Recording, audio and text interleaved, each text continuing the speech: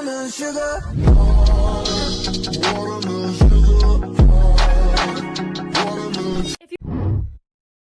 The suspicious death of Kendrick Johnson, the 17-year-old whose case was finally reopened earlier this year, 8 years after his body was found in a rolled-up gym mat at his high school in Valdosta, Georgia. Kendrick was last seen walking into his high school gymnasium around 1 p.m. on January 10, 2013. He didn't show up to any of his classes for the rest of the day, and when he didn't return home after school, his parents officially reported him missing. The next morning, students at the high school discovered Kendrick's body inside of a vertical rolled-up gym mat. He was positioned head first, wasn't wearing shoes, and had one arm outstretched above his head with the other down by his waist. Because students told police that it was common for them to keep their things inside of the gym mats instead of paying for a locker, it was initially theorized that Kendrick fell headfirst into one of the mats while reaching for his shoe and was unable to get out.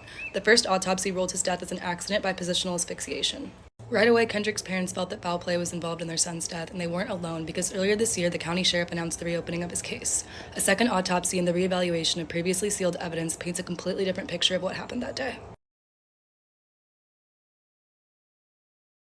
This is the suspicious death of Kendrick Johnson Part 2, and going from where I left off, although his death was ruled to be a freak accident, Kendrick's parents believe that he was murdered by his classmates, with law enforcement and school officials covering up the crime. Kendrick's family suspected foul play in their son's death from the beginning, and according to the coroner's investigative report, it was 6 hours before he was notified of the death. On top of this, the crime scene had been compromised, the body had been moved, and there was no cooperation from law enforcement. 2 months after his death, a judge granted permission for Kendrick's body to be exhumed, and a second autopsy concluded that his death wasn't an accident, but rather the result of blunt force trauma. Earlier this year, the county sheriff announced the reopening of his case, and in February, one of Kendrick's classmates, Brian Bowe, lost his college scholarship because of his suspected involvement. In 2015, Kendrick's family filed a wrongful death lawsuit against their family, claiming that a girl in his class lured him to the gymnasium, where he was beaten to death by Brian and his brother. Their father is an FBI agent accused of influencing the investigation. Officials will spend the next 6 months combing through 17 boxes of previously sealed evidence that will hopefully lead to justice for Kendrick.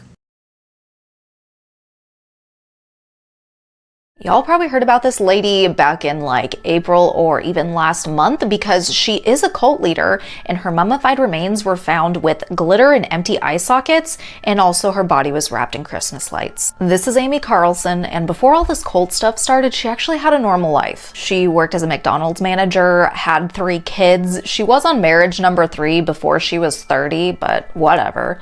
Well, one day when she did hit 30, she started diving into new age thinking, and she thought it was her mission to save the world. She dipped out on all of them and started the cult Love Is One. This cult would be active for 15 years and even still is active today. According to Amy and her followers, she is 19 billion years old, has reincarnated over 500 times, and in those lives she has been Marilyn Monroe, Jesus, the Queen of Lemuria, and more.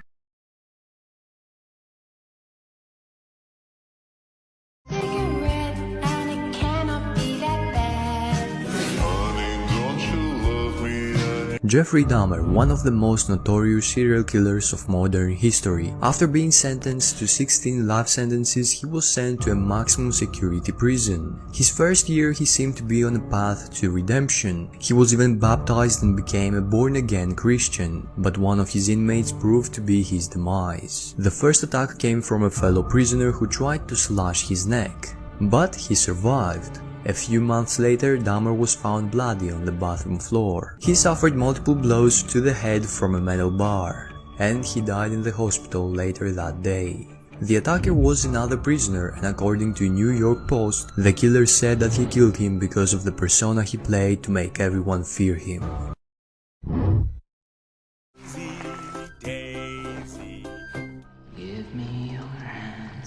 So this is the 18-year-old Jolie Cullen. One day she agreed to meet her ex for one last hiking trip. He was very jealous, and he would say that he would kill himself if she broke up with him. And before they met, she jokingly texted a friend, "If something happens to me, you know who I was with." And this was the last photo he took of her before shooting her twice. He fired the first bullet in the back of her head. When she collapsed, he flipped her over and shot her once more between the eyes, and then he kicked her off the 40-foot cliff. He then called 911, admitted his crime in a very calm voice, and then waited for the police.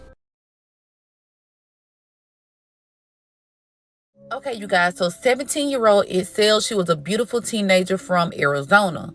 So Itzel had over 60,000 followers on Instagram, and she inspired to be an influencer. This was her dream, and her family is saying that she was doing really good to be 17 years old. I mean, she had 60,000 followers. That's amazing. In early July, on a Thursday night, Itzel decided to go out with friends. She told her parents that she would be back later on and she was just going to hang out. But when Friday rolled around and there was no word from Itzel, she hadn't called home. Her parents were trying to call her. She didn't answer. Her dad decided the best decision was to go ahead and report Itzel missing because this was not her type of behavior. Now, after reporting Itzel missing on that Friday, the father ended up getting one of the most horrific calls that he would ever get on Saturday. Last spoke with Itzel Espinosa on Thursday. The next day, he reported her missing after she didn't come home and he hadn't heard from her. On Saturday morning, he got the call that his baby girl had been found dead in this alley. She's not here no more, and I can't really express my feelings toward her. And Phoenix police say Itzel was found dead in the passenger seat of a vehicle near 35th Avenue and So Itzel's body was tragically found dead in a car. Now she had multiple gunshot wounds and she was sitting on the passenger side. Her family was completely heartbroken and they wanted to get to the bottom of this because they could not understand why somebody would do Itzel like this. muy triste para mí. A tough loss for Itzel's grandmother, estoy sufriendo mucho, who helped raise her. pero ojalá que encuentren el responsable. Now, y'all, on Sunday, Abby Coleman, which is the wife of Matthew Coleman, called 911 saying that she was afraid for her children's safety. Now, she reported her children missing and her husband missing, saying that she had not heard from them and she did not know where they were. Now, y'all, these babies were just 1 and 3 years old. So a few days after this, on Tuesday, Matthew ended up being detained at the Mexico border, but he did not have his 1-year-old and 3-year-old with him. The reason why he did not have his 2 kids with him is because investigators say he stabbed both of his kids to death. Now, him and his wife, they own this surf shop that's in Santa Barbara, but why he took the kids to Mexico to kill them, we don't know. He ended up stabbing both of the kids a lot of times. I think one of the kids was stabbed like 17 times and the other child was stabbed 11 times. And he is now charged with the murder of both of his kids. Tried crossing from Mexico into the United States just hours after his 2 young children, a 3-year-old boy and 1-year-old girl, were discovered stabbed to death. Un empleado de este rancho. The Attorney General for Baja California Tuesday said that a worker at a ranch in El Descanso near Primo Tapio, about a half-hour drive south of Rosarito, made the horrific discovery at around 7:30 Monday morning. The 2 toddlers had been repeatedly stabbed with a wooden stake. The girl had 12 stab wounds, while the boy had 17. Arribó el día 7 de agosto. Using surveillance images, authorities in Mexico determined that on Saturday evening at around 8, Coleman had checked into a City Express hotel in Rosarito with his 2 children. Early Monday morning, shortly before 3 a.m., Coleman can be seen in those surveillance images leaving the hotel with his kids, but then returns about 3.5 hours later by himself. Shortly after that, authorities arrested Coleman at the border on suspicion of murder. Leading up to Coleman's arrest, Santa Barbara police confirmed that Coleman's wife had reported her husband and her 2 young children missing, saying she was concerned for their well-being. I cannot believe it's been 7 whole years since little Nathan O'Brien, who was only 5 years old at the time, and his grandparents, Alvin and Catherine Lickness, went missing from their own home. For 2 weeks, the Amber Alert that went out completely shook all of Canada. Everyone was looking for this family. I remember it, and I was living in Eastern Canada at that time, over in New Brunswick. They were in Alberta, which is like all the way over on the other side of the country. This case was everywhere at the time, but I didn't even know all of the details of what happened to them until I looked at it today. So on June 29th, 2014, little Nathan O'Brien, who was such a grandma's boy, like he adored his grandmother, had the choice from his parents of whether he wanted to go to the zoo or spend time with his grandparents, and he chose his grandparents, which I just think speaks to what a wonderful child Nathan must have been. That afternoon, he was spotted at the park with his grandfather playing, and then that evening, he asked his mother if they could all have a sleepover at his grandparents' house. His mother, Jennifer, said yes, and she was actually going to stay at the family house too. But around midnight, her little one started acting up, so she gathered him up and took him home, leaving just Nathan and his grandparents at the house. And honestly, when I read that, that gave me such chills for what happened next. The next morning around 8 a.m. when Jennifer showed up at her parents' house to collect her son, it was apparent a violent act had happened inside it overnight. There was blood all over the house, and on the way out the door, there was a smeared small handprint. Catherine, Alvin, and their grandson were all missing. Jennifer frantically called police, who told her to get in her car immediately and lock the car doors because someone could still be in the house. Police arrived and searched the home several times just because if Nathan had gotten scared, they thought maybe he's hidden still somewhere in the house, too scared to come out, but he wasn't there. Police determined that all three of them were alive when they left the house, even with the blood left on the scene. So they immediately issued an Amber Alert. This Amber Alert would be lifted in about 2 weeks on July 14th, not because they found Nathan or his grandparents. In fact, they would never fully find Nathan or his grandparents, but because police had their suspect in custody. This is Douglas Garland. He was 57 years old at the time, and he was actually a previous employee of Alvin, Nathan's grandfather. His sister had actually called police on him because his truck was similar to the one they'd been looking for. While police held Garland in jail over a fake ID charge that had happened years before, they searched his farm. Well, I shouldn't say his farm. He was still living at his parents' farm at 57 years of age in their basement, but anyways. But personally for me, what police would end up finding at this farm really makes me wonder if this was the first crime like this that Garland had committed.